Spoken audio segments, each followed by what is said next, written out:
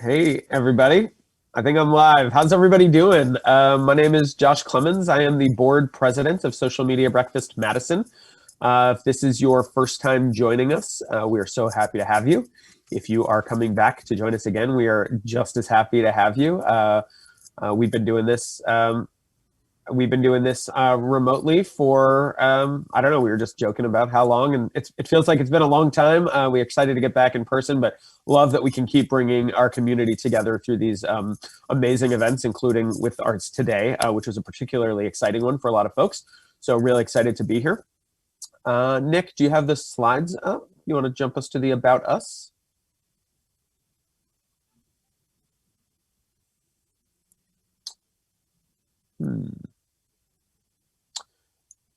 I cannot hear Nick, and I don't know. Hey Josh, all I see is, oh, sorry. Everything will be there. Just keep on going.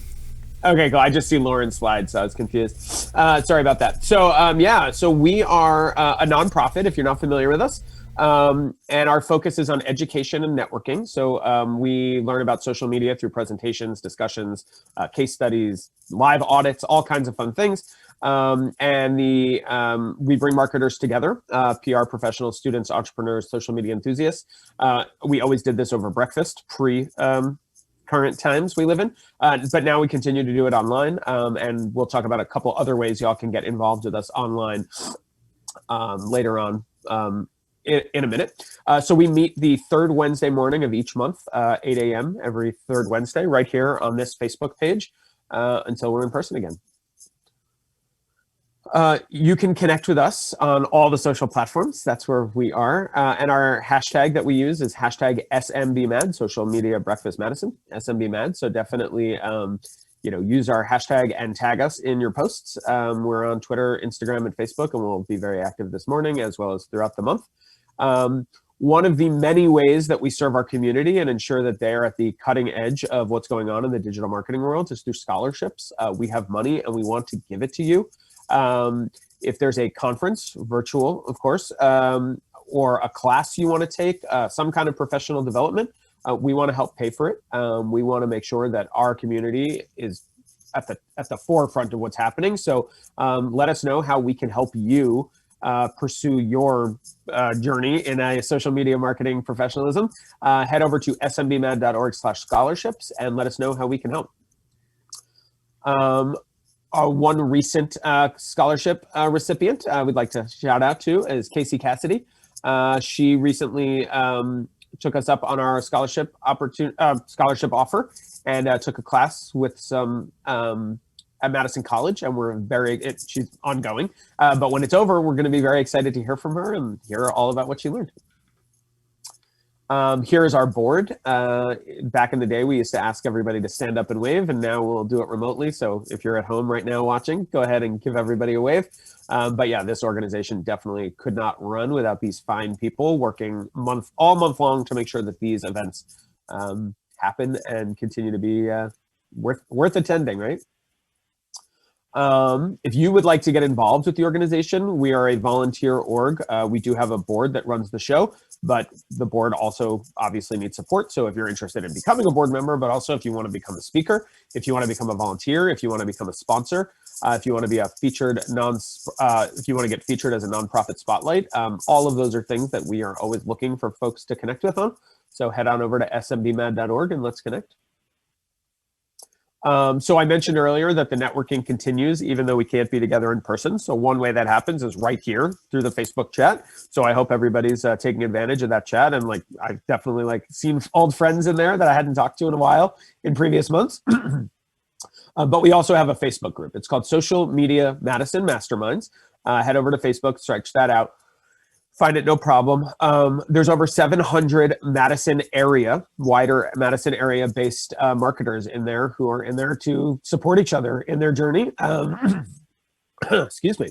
So if you have questions about social media, you want to learn from others, want to teach, you want to connect, this is a great place to do it. If you are not already a member of our Facebook group, I definitely ask you to go join us today. Social Media Madison Masterminds. Next month, we are going to be joined by Brian Lee, and he's going to be talking about crisis communications management, preparing and executing your plan. should be a really great event, and definitely hope to see all of you there. I mentioned we can't do this without our board. We absolutely also cannot do this without our sponsors. Our sponsors help us keep things moving. So big shout out to all of our sponsors. And likewise to our partner creators. They're the folks that make sure that we look, sound, and are great. So big shout out to our partner creators as well. With that, I would like to turn it over to one of our sponsors, Andy from DreamBank. Andy, take it away. Good morning, everyone. I miss you all. Hey, let's see if I can get centered there. There we go.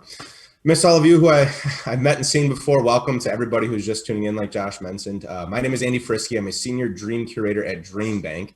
I'm sure a lot of you are familiar, but for those of you who are like, what is DreamBank and what is a dream curator? So DreamBank is put on by American Family Insurance. We are located in the heart of Madison, Wisconsin, right on the East Washington corridor in the newish Spark building. And the whole reason why we exist is to help inspire people to pursue their dreams.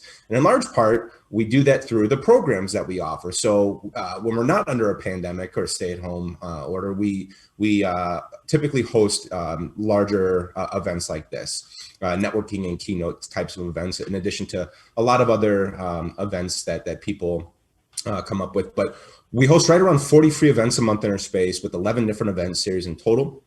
Anything ranging from small business and entrepreneurial workshops to inspiration, motivational wellness speaker series. We host fitness events, family-related activities. We even have a crafting series. And since about the end of March, we've pivoted everything to the virtual space, right? So we've been putting about one event a day out on our Facebook page via Facebook Live, and we're actually working on transitioning all those videos over to our newly created YouTube channel. One thing that I really wanted to highlight, though, is our brand new dream coaching that we have. So it's a multi-part event series in which people are able to apply and get coaching on their dreams from the dream curator, such as myself. The first cohort is going through right now, so it's very exciting. If you're interested, this is going to be kind of like a rolling enrollment. So keep an eye out on all of our social channels for the next cohort. We would love to have you apply. Yeah, hopefully we'll see you there.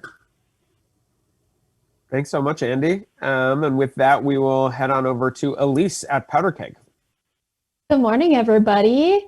I'm super excited about today's topic. It sounds like we have an awesome turnout, so that's amazing. For anyone that's new and hasn't seen my face before, like I said, I'm Elise, and I'm part of the fully in-house team over at Powder Keg Web Design. So our team of experts specialize in custom website design and development, which, as we understand, your website is really the foundation of your entire digital marketing strategy. So we want to make sure you get the most out of it, which is why we actually have an entire free online resource library with the latest and greatest digital marketing insights directly from our team, because we want to just make sure that you're the most effective with your marketing strategy. So definitely go check that out. I know everyone involved with Social Media Breakfast, we all like learning. We are all here to expand our skill sets. So you can go check out our resources on our website, powderkegwebdesign.com.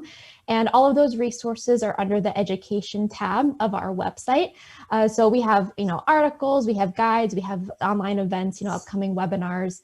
And right now, I think a lot of teams, in terms of our resources, our new website planning guide is a really big one right now, but that's just one of many. So go check those out wherever you are on your digital marketing journey. And I hope everyone enjoys today's presentation.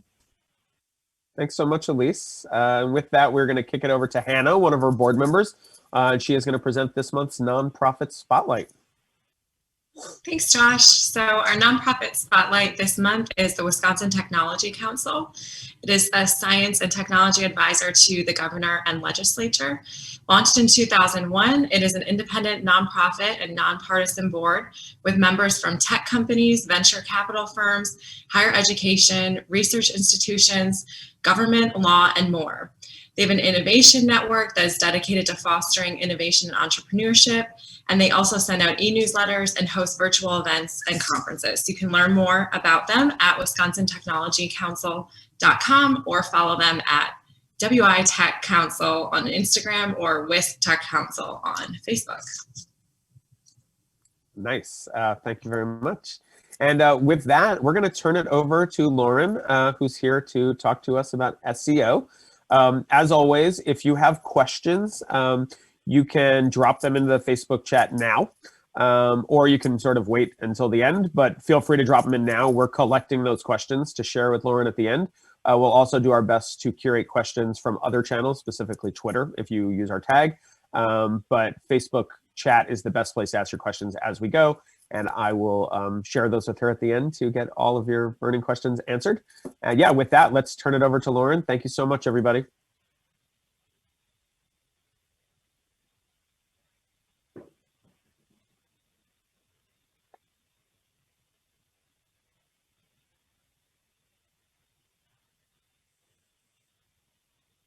Hi, everybody. Here we are. All right. So today we are going to talk about some SEO tips that everyone can add to their marketing strategy. I know a lot of you are in smaller departments or maybe even one-person teams. My goal really here is to give you guys some easy and quick tips that can be added into what you guys already have planned for the year, no matter how large or small your team might be. First, I would like to go over some SEO terms, so that way, as I go through this presentation, we're all on the same page. So the first one is keyword. So this is a word or a phrase that someone might be typing into a search engine. Keywords can be a single word, it can be multiple words, it can be a question, it can be a statement. Basically, anything goes, that's a keyword. Metadata, so this is going to be the data on the back end of your site. Or a page that tells a search engine what your site is about. Specifically, what I'll be talking about later would be a title or a meta description. But these are important, especially when we look at the SERP, which is our next one, search engine ranking page. So this is a page of results after you submit a search. Typically, this page has about 10 organic results. You'll also see ads. For location-based searches, you'll sometimes see a map with some listings. Sometimes there's a featured snippet, so that's going to be that content in the box at the top of the page. And you'll also see some other things. Sometimes there's questions, suggested additional searches, that sort of thing, but those are all part of the SERP. Rank, so this is where your page falls on the SERP. So typically, you'll see results 1 through 10 occurring on the first page, 11 through 20 on the second page, etc. Really, what you want is a lower number for your rank. The lower the number, the better the rank. And then finally, crawl. So this is basically what a search engine does to find new pages and websites to show on the search results.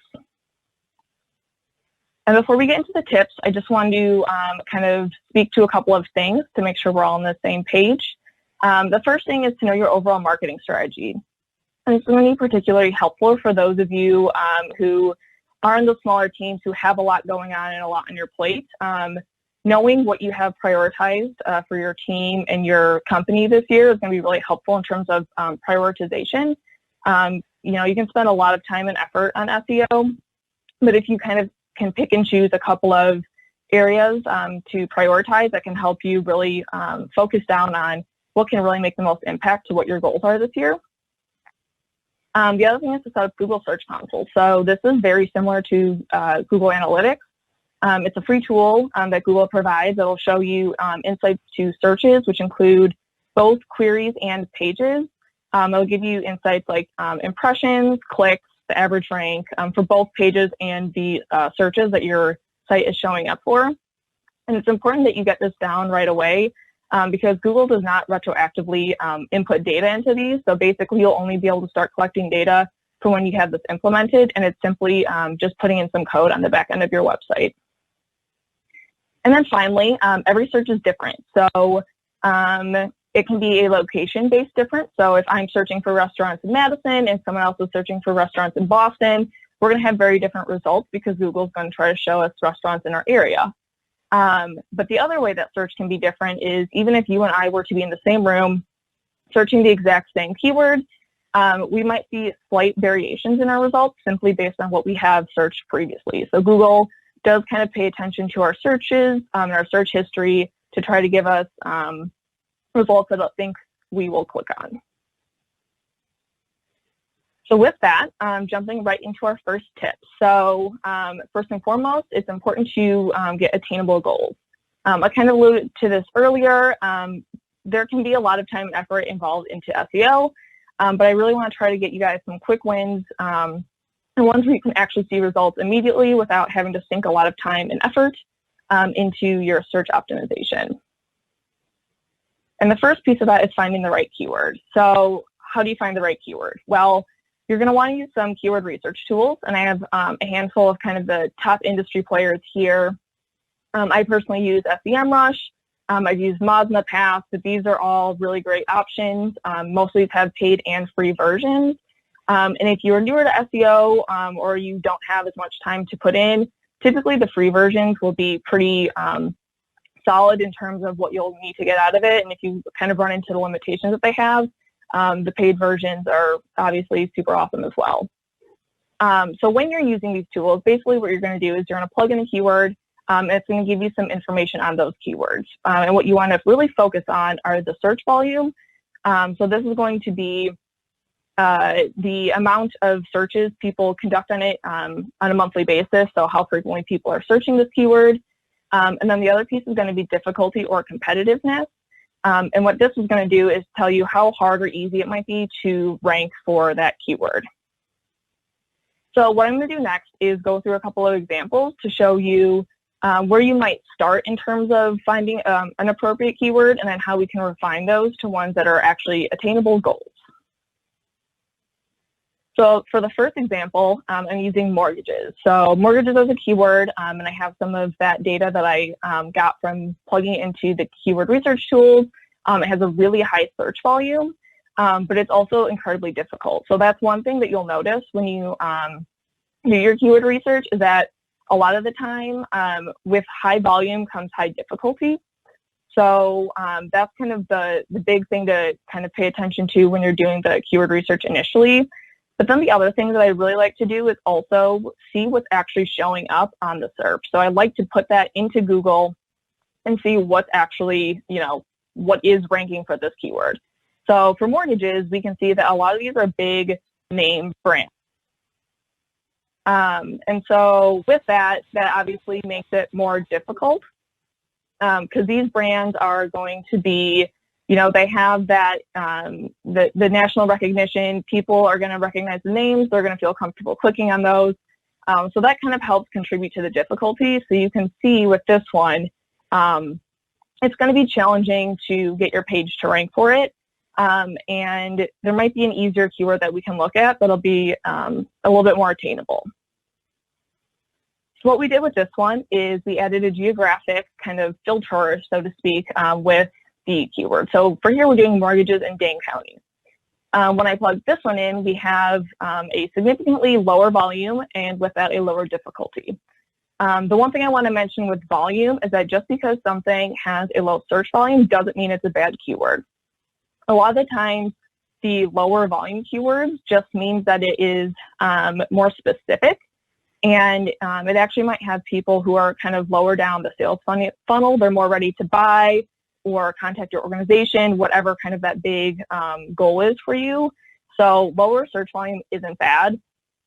For this example of mortgages in Dane County, these people are probably a little bit more ready to get a mortgage than the just mortgages search, because they're trying to find a mortgage lender in their area. And so if we look at the SERP again, we're seeing that a lot of these results are now local results. So a lot of these are local credit unions, banks, etc. And those are going to be a lot easier to compete with because they're going to be a lot similar to your website, and they're going to be more on that same level.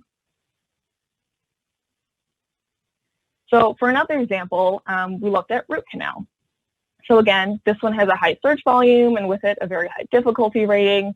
And when we look at the results here, again, we're seeing some very high, big recognition brands and that kind of thing. But the other thing I wanted to point out with this one is that with some of your search results, you might be seeing some government-related organizations or organizations that are kind of the top tier in terms of the industry that you're looking at keywords in. And so those are also going to be incredibly challenging to compete with in terms of getting your content to rank, simply because those, at the end of the day, they're kind of the ones, writing the rules and the guidelines on certain topics.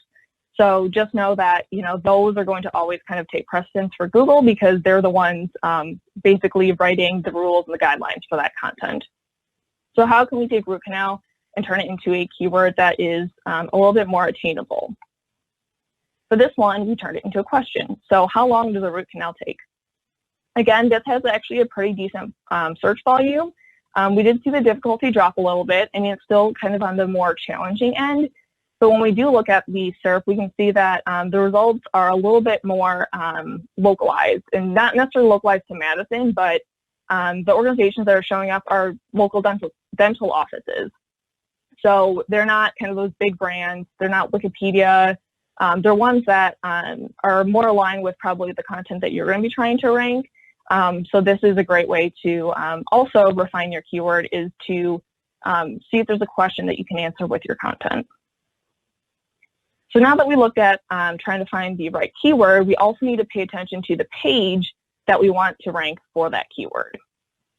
And so with this, we want to talk about search intent. So search intent is basically what is the user trying to accomplish with their search. With that, we usually have 4 buckets. So we have informational, and this will be basically educational content, people who are looking for more information on a topic, basically anything with just information. Navigational is probably the most simple bucket for search intent. So people are basically just trying to get to a website. They don't necessarily know the URL. They might type in social media breakfast Madison because they're trying to get to the website, and that's how they know how to do that. Transactional is basically going to be someone looking to buy or make a purchase. So a lot of the results you will see will probably be e-commerce related, or ones where it's, contact to get a demo, or the organization for more information on how to buy a service or a product. And then the final bucket is commercial. And then the commercial search intent is people who are trying to research before making a purchase.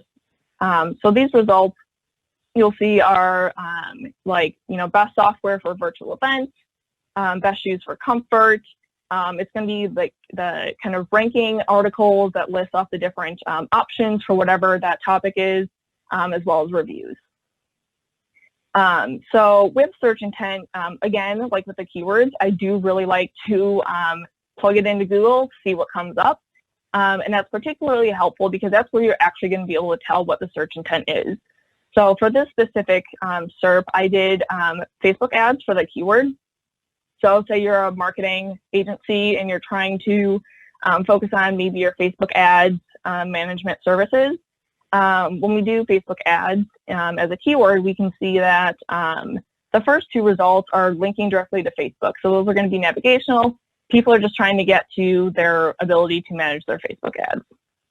And then kind of the second half of that is going to be informational. So people are looking for information, guides, tips on how to do Facebook ads themselves.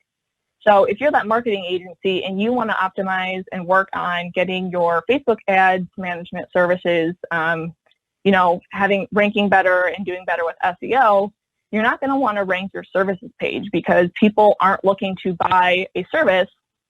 They're looking to either manage the ads themselves by going directly into Facebook, or they're looking for tips and information on how to do it. So in that case, again, we're not going to want to do that services page. What we're going to want to do is create a blog post or a page with information on Facebook ads, kind of best practices and that kind of thing, because that content is what people are looking for. And so to wrap up this first tip, basically make sure that you're paying attention to kind of the search volume and the difficulty. You don't want to pick keywords just because they have high traffic, because typically that is going to be more challenging. That's not to say it's ever going to be impossible to rank for those keywords. It is just going to be a lot more time consuming. And I know not everyone has, all the time in the world to get your page to rank for mortgages, for example. Do make sure you're refining keywords, especially if you have a location-based business. That can be a great way to kind of narrow in the searchers to make sure that the people you are reaching are actually in the area to receive your product or services. And then don't chase unattainable keywords. Again, even, for myself who has time and, it's part of my day-to-day job to do SEO, it's still, I try to go for keywords that are, a little more attainable, just because, it's easy to get those quick wins and actually see your hard work paying off. So now that we have the keywords and the pages that we want to rank, how do we actually get that content to rank? Well, first and foremost, it's really important to make sure you have quality content. The way Google's algorithm keeps changing and updating, we're basically at the point where Google cares the most about the actual content itself. You want to make sure you're fully explaining the topic, the product, the service, whatever your page is about, because Google does go through, it scans the content, it has some ability to understand what you're writing about and how it's being written. And at the end of the day, this content is to serve the purpose of answering questions for the searcher. So if you're not kind of doing that full explanation, you're not giving them all the information they need, they're just going to hop back to Google, find a different result that does answer their questions. You're also going to want to keep EAT in mind. So EAT is an acronym that is used in the SEO industry. It stands for expertise, authoritativeness, and trustworthiness. Basically what this means is Google wants you to actually have authority and expertise to talk about what you're writing about. So an example would be, I could start a blog tomorrow. I could write about mortgages. I could write about root canals. But Google's never going to rank my content because I don't have the authority to talk about this. I am not a dentist. I am not in the financial industry. I don't have that trustworthiness to my name and to my job, because what Google wants to make sure, and here's another acronym, it's YMYL, your money or your life.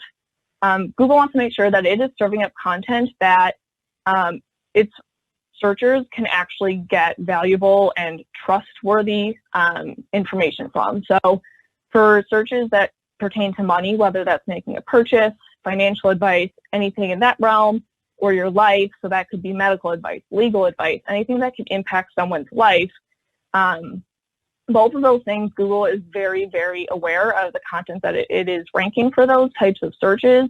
And so it's really, really important that you're writing on content that you kind of have that authority to speak on. And this is another area, or this is an area where it's great to include the experts in your organization. So whether that's giving them a byline and just ghostwriting the content for them, or if it's having them write a blog post themselves, this is a great way to kind of add that level of expertise and authoritativeness, because if you have those subject matter experts writing that content, that's going to give Google an extra kind of tick in terms of these people are actually able to talk about this topic, and our searchers will actually get good information from them.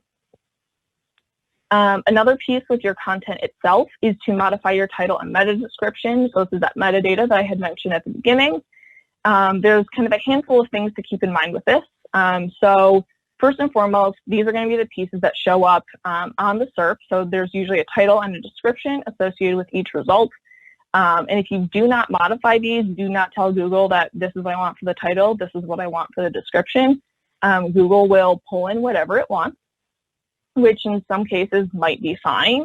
But, you know, as marketers, we like to kind of control our messaging and stuff wherever possible. So I really, really, really recommend going in and kind of setting these to your own content, looking specifically at the keyword that you are trying to rank for.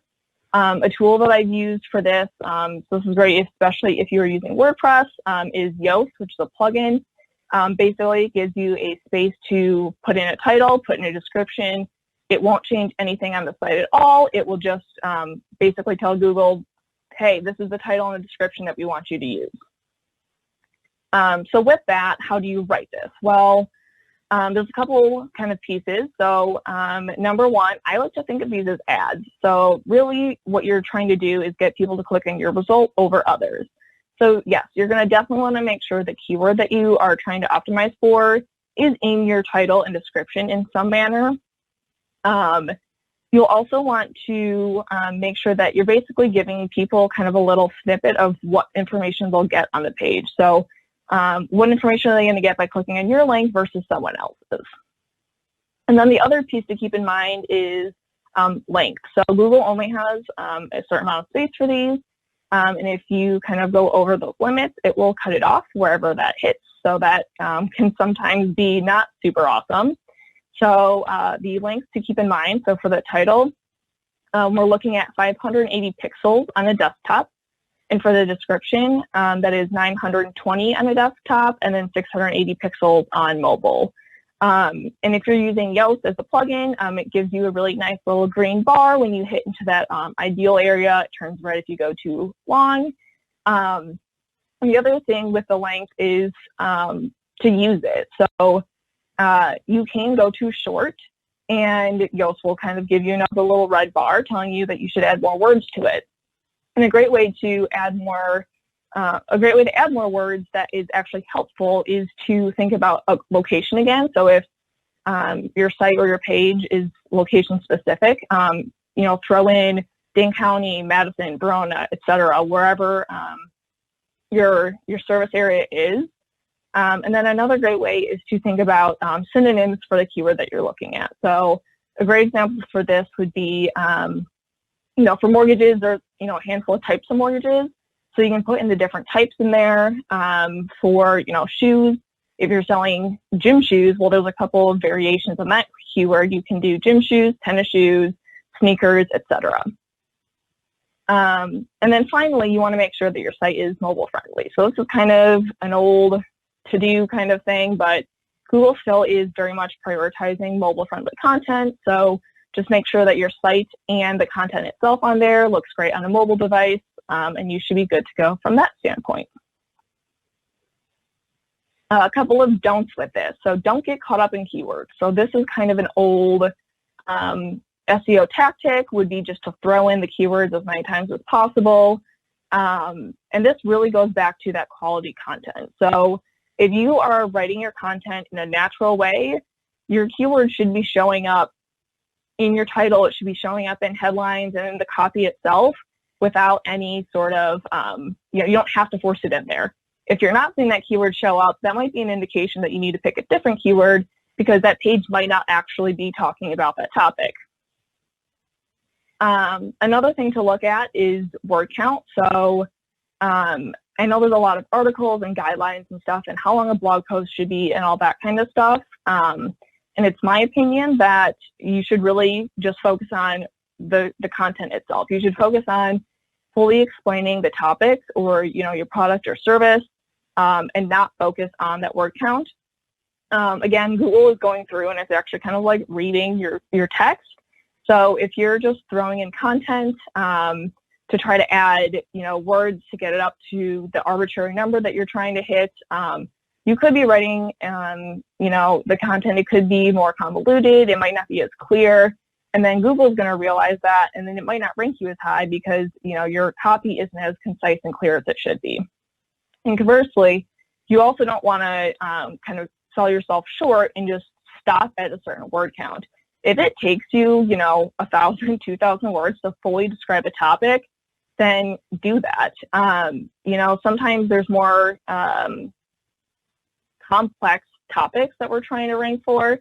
And if you do try to pare it back and be more, short with the word count, you might not be answering people's questions, and then they might bounce back to Google and try to find a result that will. So just make sure you're writing that quality content first and foremost, and then that should take care of a lot of these items. And then finally, don't ignore SEO until you're about to publish. So the biggest thing with this is that I know in most industries, we kind of have our own internal jargon or ways that we refer to products, services, topics within the industry, and that might not actually be the way that people who are searching for it, our customers are talking about it. And so it's really important to do that keyword research in advance, because otherwise you might have, your finished blog post, it's gone through the review, it's ready to publish, and then you do that keyword research and you realize, oh, people don't actually refer to it that way. And then you're just going to have to waste time, go back through, re-edit, get it through the review again and ready to publish. But that being said, just because I'm recommending that you do this in advance doesn't mean that you can't go back through and optimize old content, that it's not valuable to, once you do publish content, to kind of check in on it, see how it's doing, and maybe make some updates. Just for that, that new content that hasn't been published yet, try to do that keyword research in advance so that way you don't have to do double the work. And then our final tip is building quality backlinks. So this is kind of the cherry on top or the icing on the cake. When it comes to SEO, this isn't something that's going to necessarily make or break your content ranking, but it will kind of give you an extra leg up. So backlinks are essentially links that go from a different website back to yours. And what Google does is it will use this to kind of help kind of give votes of confidence to websites in terms of if their content is quality and should they be ranking higher for certain keywords. So how do you get backlinks? Well, it's great to look for relevant sites in your industry. This could be, you know, a news website. This could be a blog, an influencer. Basically, look for thought leaders. They're a great way to find websites that have value and authority in your space to then get a backlink. It's, you know, the idea of getting a backlink from the New York Times sounds super awesome, but that's also going to be a lot more challenging. If you focus on websites related to your industry, it's going to be easier and it's going to be a lot more attainable. So ways to get those backlinks, you can definitely utilize PR efforts. So, you know, press releases, reaching out to reporters. One great tool is Haro, which is Help a Reporter Out. So this website, reporters will use it to try to find sources and quotes for articles that they're trying to write. And what you can do is, if you join this website, you can basically pitch or suggest using your organization or experts at your organization for those sources or quotes.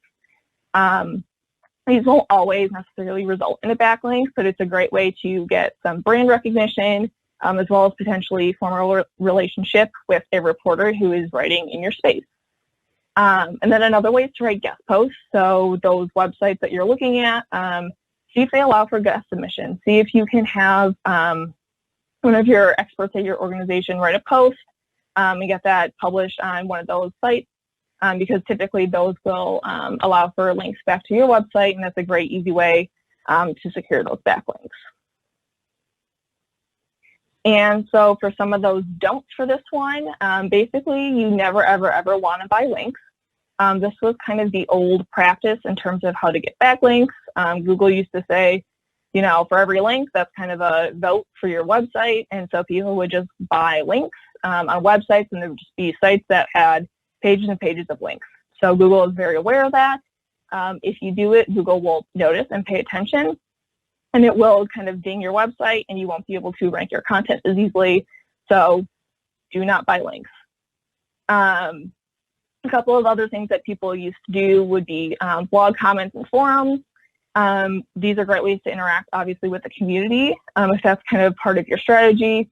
But in terms of SEO, Google has stopped counting those links as basically SEO votes, or however you want to phrase that. So, you know, links there, they're not going to ding you if you have links in blog comments or on forums, but it's just not going to count for SEO. And then the other thing is to basically avoid getting links on sketchy websites. There are websites out there who just have spammy content. It's really low quality. And those websites basically have a really low rating for Google. And if your links are found on those pages or on those websites, Google will see that as basically you're trying to kind of get around the system. And it will, again, ding your website. It's going to be more challenging for you to rank for your content. Now, for some of you who, you know, you might already be incorporating some of those things into your strategy, or maybe you're looking, you have a little extra time, you're looking for some additional ways to add SEO into your strategy. I do have a couple of extra tips in terms of how to be maybe a little bit more advanced. So the first one is optimizing for featured snippets. So this is kind of that content that I mentioned at the beginning. Typically, you'll see it in a box at the very top of a SERP. It can be a list, it can be a table, it can be a paragraph of text. Sometimes there's an image in there. But for these, basically, if you see a keyword that you want your content to be showing up in that featured snippet, my biggest advice is look at what's currently there. Can you improve upon it? If you can, take that, put it on your website. That page that might talk about a topic that is being defined in a featured snippet. Make sure that your content is written in a kind of better way than what is currently ranking. And then from there, you kind of let Google do its thing. It will crawl, it will go through, and hopefully it will acknowledge that your content is written better, and it will pull in your content over what is currently there. The one thing to caution with this is that, if the content that's already there is really well written, it is very concise, people can get the information that they need, it might not be worth spending time trying to get that feature snippet for your website, because it's going to be challenging to improve on something that might be already kind of at the top level. And then the other tip I have is adding schema markup to create advanced listings. So schema markup is basically some code that you can put on the back end of your page or your website that can tell Google where certain types of content are. So there's a bunch of different types here. I have examples of recipes, reviews, FAQs. So basically what would happen is you would put this code on the back of your website, indicate, hey, this is a question, hey, this is an answer. And then Google will see that.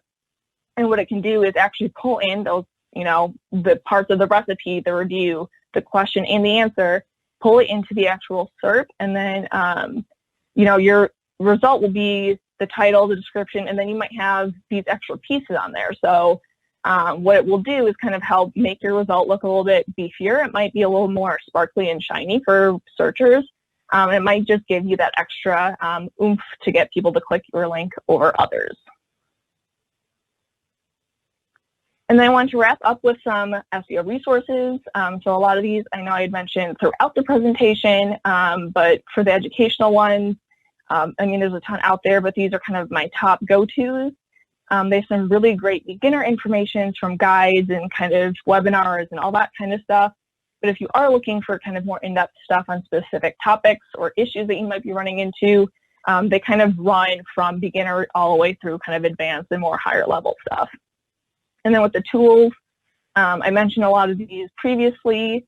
That link at the bottom is actually what I like to use for my meta description link. So before I even plug it into WordPress, I'll use that tool to help me see, how am I doing in terms of the length of it. It'll actually show desktop, tablet, and mobile. So it'll show you where it will cut off at each of those. So it's a great way to see kind of where you are in terms of the description length before you even have it ready for Google. And so with that, I believe we have time for questions. If you don't, have a question now, or if you think of something later, feel free to connect with me on LinkedIn. I'm happy to answer questions. SEO is very much a kind of learn as you go thing. I'm completely self-taught, so I'm always happy to kind of, help troubleshoot questions and stuff like that as you're working on your own SEO. Great. Can you hear me, Lauren? Hey. Yeah. Thank you so much. That was awesome. We actually have a lot of questions that came in. So if you've got a couple minutes, I'll just run through some of the questions that came in from the Facebook feed. Sound good? Yeah. Great. So somebody asked if they're not using WordPress, what your go-to, do you have an alternative for Yoast that you recommend? Like a similar plugin you can use on a custom website? I'm not sure about custom websites. I know a lot of I think Squarespace and a lot of the other kind of versions, I guess, of, WordPress and that kind of thing. A lot of those tend to have their own fields and stuff in there. I would recommend, if you aren't using WordPress, to Google SEO and then Squarespace or whatever tool you're using. And typically there should be some guides and stuff in terms of where those fields are located so that you can update the title and description there. Great. As far as keywords are concerned, can you talk about when you're doing your keyword research, how much does Heather asked this question, how much does the exact phrase matter? So I assume that means if you say mortgages in Madison versus Madison mortgages, is that two completely different searches? or are you essentially going to get to the same thing pretty quickly? The way Google currently works is that it's kind of smarter than it used to be. So I think previously that used to have been two different searches, but Google now is trying to be more smart with phrasing and that kind of stuff. So the order of words doesn't matter as much anymore. So Madison mortgages in Madison versus Madison mortgages will more than likely give you the same results. Cool. And Brenda asked if you could just talk a little bit more about what you meant by difficulty when it comes to keywords for ranking, I assume. Like yeah. An early on question. So yeah, it's not like a exact science, I guess. Basically, what the tools try to do is try to judge what content is ranking. So for mortgages, it has such a high search volume. There's a lot of content that's going to try to rank for that just because it is such a broad keyword. So there's going to be a lot of content that's ranking. There's going to be a lot of really high, the website. So there's a thing in SEO, which again is kind of this more, each tool might have its own variation on this, but they call it like a domain score or something similar to that. And basically what it does is it gives the domain of a website a score, and basically, Wikipedia's got a score in like the 90s. So the difficulty also kind of looks at those pieces. So are there a lot of websites that have these really high scores, which is basically, they're really trustworthy. They have a lot of those, high quality backlinks, those kinds of things. All of those things are going to contribute to the difficulty. Great. And y'all, I'm reading the questions as they come in. So if you still have questions, keep sharing them with us. One of our board members is collecting them and sharing them with me, so I can ask questions and collect questions in real time. So keep asking them.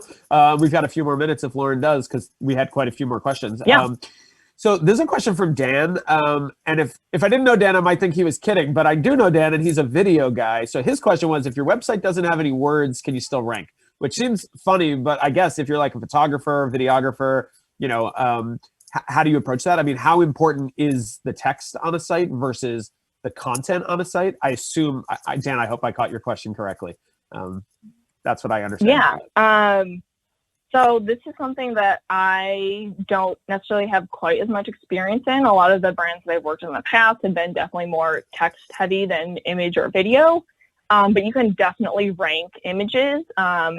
What you'll want to do for that is look at the alt text on that. And I will caution people who are doing stuff with alt text is that there is an ADA compliance kind of aspect to this. So like first and foremost, your image should be describing what is, or the alt text should be describing what is in the image, because people with screen readers are going to use that to understand what is in the image. So if you just throw in a bunch of keywords, that's going to be really unhelpful for those individuals. But you can, if you do have keywords in images, that's kind of how they will show up in terms of kind of the image search in Google.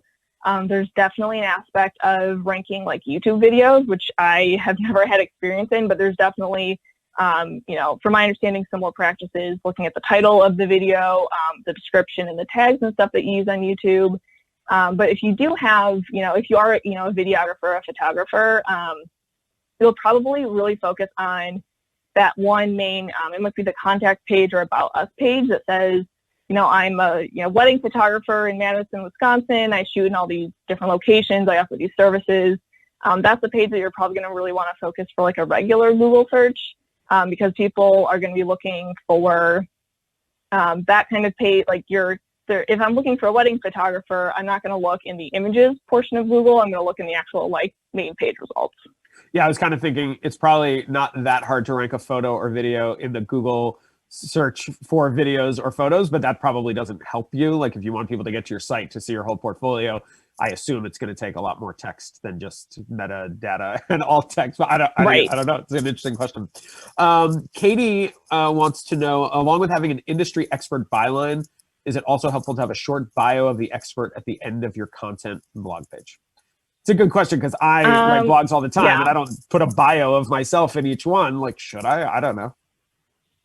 Yeah, I'm not sure I completely know the full answer to it. I don't know that Google has explicitly. Google likes to be very like coy with what does and does not actually help, your page to rank.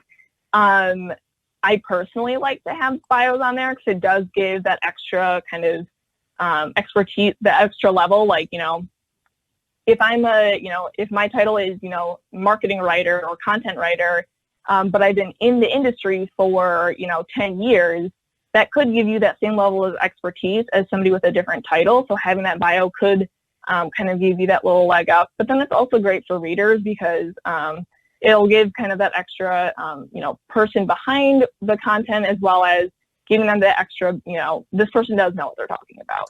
I assume, though, you have to be careful about duplicative text, right? You wouldn't just want to use the same bio on every like if you've got 50 blog posts and you have the same bio on each one, that's probably dinging you more than helping you, wouldn't you say? Or not necessarily?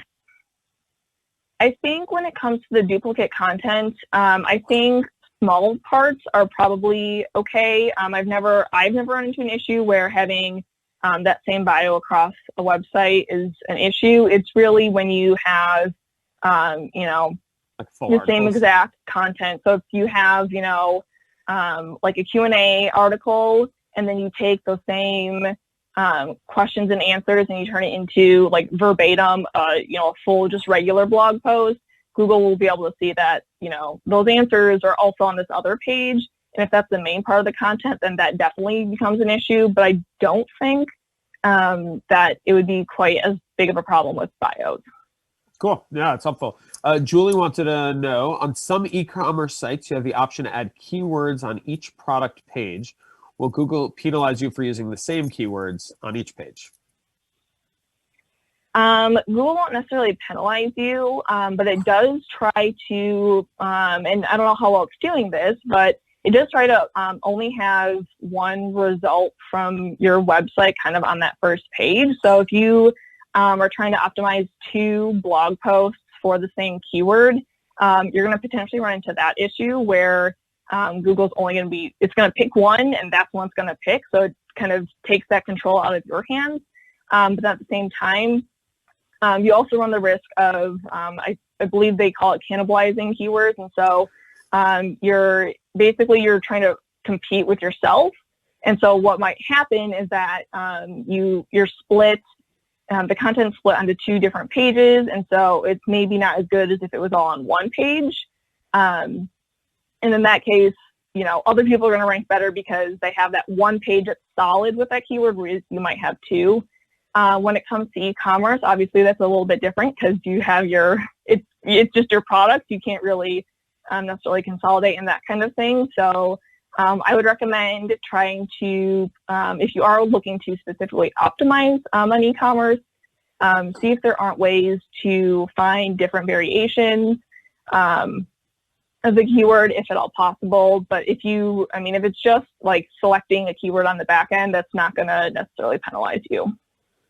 Just yesterday, I was talking to somebody who was planning on writing 50 blog posts on the same topic. And I was like, well, that's great, but you're going to wind up competing with yourself for Google traffic. Better to make it one big page with subsets for like specialized keywords. So like if there's something very searchable, and obviously I recommended that they go and like do the keyword research to make sure that it's not just that they think it's interesting, but that their audience thinks it's interesting, right? But I said one giant page with secondary blog posts seemed like a better way to go, because otherwise, you've got 50 posts all competing for the same space, so you're giving it away to the exactly. When editing content, this is from Corinne. When editing content, how important is it to include keywords in headline and section headers versus including it in body copy? I would say overall, you're going to want it to be kind of in all 3 of those locations in some form. That's not to say every single, headline on the page needs to include the keyword or in some variation of it. It's really, when Google's going through and like reading your content on the page, it's not checking a box every single time you have a keyword on there.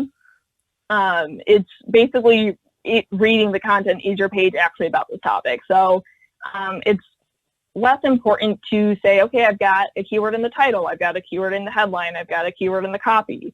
Those are areas where it should naturally be showing up. So you don't have to, as you're writing like a blog post, for example, it doesn't have to, I I would suggest, take a first stab at writing the blog post and then kind of go back and look through and see like, okay, does my title have, the keyword in there? Is it scattered throughout the copy? Is it maybe in a headline? It doesn't have to be in every headline. It doesn't even have to be in a headline, but it should be definitely in the copy somewhere. Because if it's not, Google's going to say that that page isn't actually about that topic. We're going to pick something else to rank. Okay, we've got a couple more questions, and most of them are short. This one might be a bit longer, but the next three I think should be quicker. Amy says, great tip so far.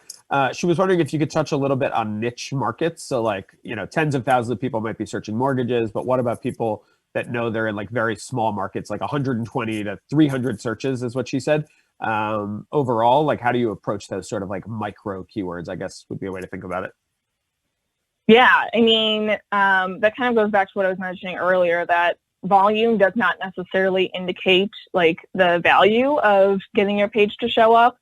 If you are in more kind of a niche area, I would say to see what keywords from like a volume standpoint might be worth going after before others is just do some like general keyword research on different topics and see maybe what the top amount of volume that you might see, so that we can kind of have an idea of what the range actually looks like, and that can kind of help you then prioritize after you have a better idea of what your window looks like versus like the general window of all keywords that are out there. And then another thing you can do is, if you do have Google Search Console set up, is see what keywords your site is currently ranking for and showing up for.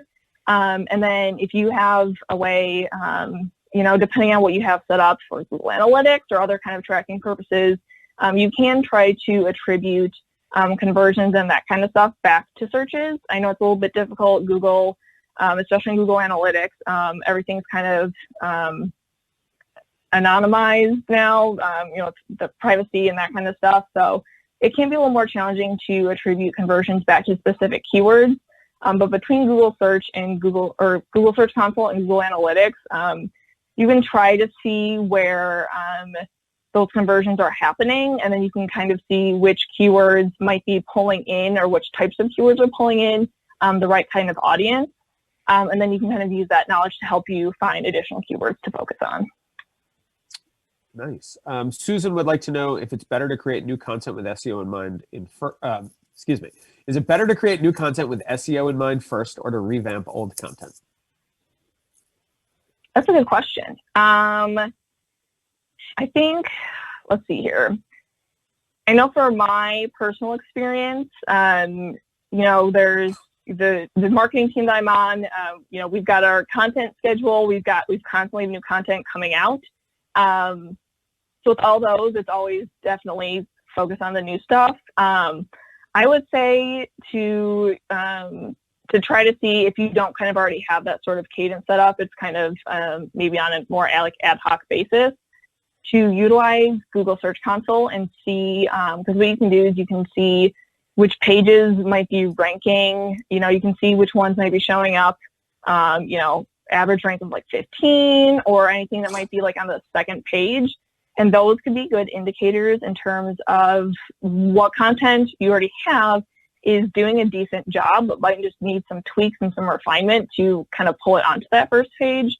And realistically, when it comes down to kind of writing something new or kind of going back through old content and optimizing that, how I would probably prioritize that is then going kind of back and doing that keyword research and see, okay, so we have, a blog post that's maybe average rank 15 for a keyword, but then we also might have this other topic that we don't have any content on yet that we would like to write something on. See where those keywords kind of line up. Is one more difficult than the other? Does one have more traffic than the other? And that can kind of help you prioritize writing that new content versus going back through and optimizing that old content. I heard Neil Patel once, digital marketer, SEO person for those out there who might not know him. He said that him and his team write 7 new pieces of content a week, and they edit 21 pieces of content a week. So they're constantly going backwards, and literally all that they do is create content. So like, don't hold yourself to that standard. But I thought it was an interesting way to think about it. Like his thing was like, if you're not up to date, Google's not interested, So like if you've got a blog post, and I know this is something I'm not great about editing my old content unless something has changed in the world. And I write a lot about Facebook and Instagram, which things are changing constantly. So I do try to keep those up to date, which is hard. I mean, things change all the time. But yeah, he said pretty much like 3-to-1, they're editing versus writing new content. But they're also creating 7 new pieces of content a week. So if you're not doing that, you don't have to hold yourself to the Neil Patel standard, right? Yeah. And another, go ahead.